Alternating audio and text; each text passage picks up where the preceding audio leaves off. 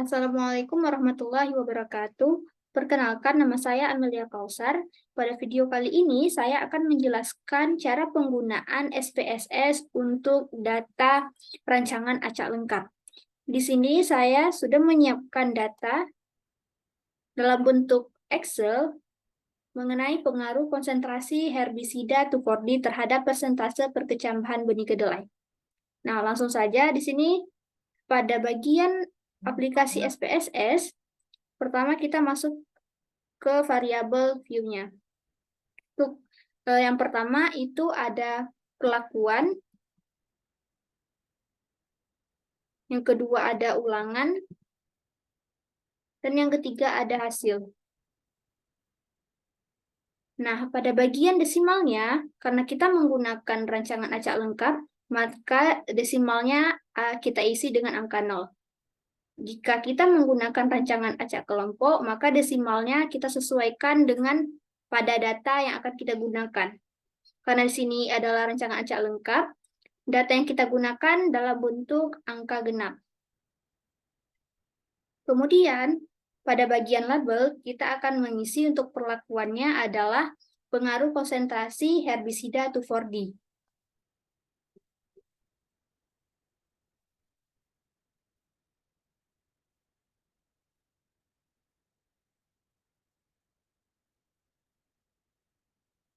Nah, untuk hasilnya, karena di sini adalah pengaruh herbisida terhadap persentase perkecambahan benih kedelai, maka untuk hasilnya diisi persentase perkecambahan benih kedelai.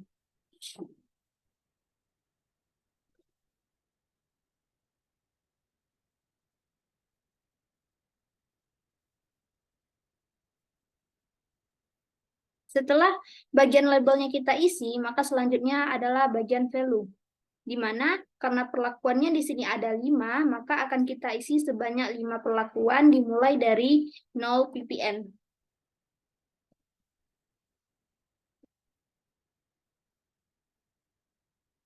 0, 1, 1 ppm, 2, 2 ppm, 3, 3 ppm, dan 4, 4 ppm. Kemudian tekan OK. Selanjutnya untuk ulangan akan kita isi sebanyak 4 ulangan dimulai dari 1. 1 ulangan 1, 2 ulangan 2, 3 ulangan 3, dan 4 ulangan 4. Kemudian tekan OK. Nah, jika pada bagian variabel ini telah kita isi, maka kita masuk pada data view. Nah, tampilan pada data view adalah seperti ini. Pertama, kita isi perlakuannya. Untuk perlakuannya, karena di sini terdapat 5 perlakuan dimulai dari 0 ppm sampai 40 ppm, maka di sini kita isi dengan 0 sebanyak 4 ulangan dan seterusnya. 0, 2, 3, 4, 1, 2, 4, 2.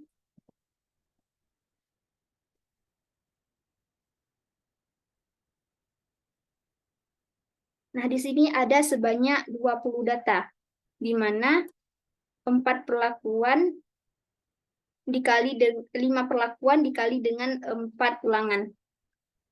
Maka datanya ada sebanyak 20 data. Selanjutnya untuk ulangan, kita akan isi dimulai dari 1 secara berurutan sebanyak 5 kali ulangan. Dimulai dari 1, 2, 3, 4, kemudian dimulai dari 1 lagi, hingga terdapat 20 data.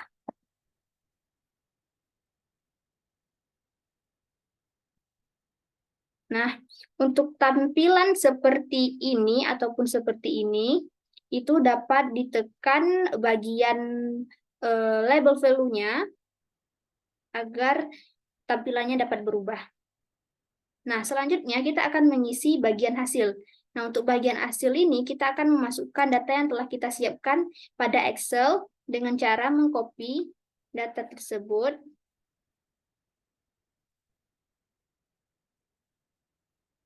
dan memasukkannya pada bagian hasil. Nah, setelah semua datanya terisi, selanjutnya kita akan melakukan analyze.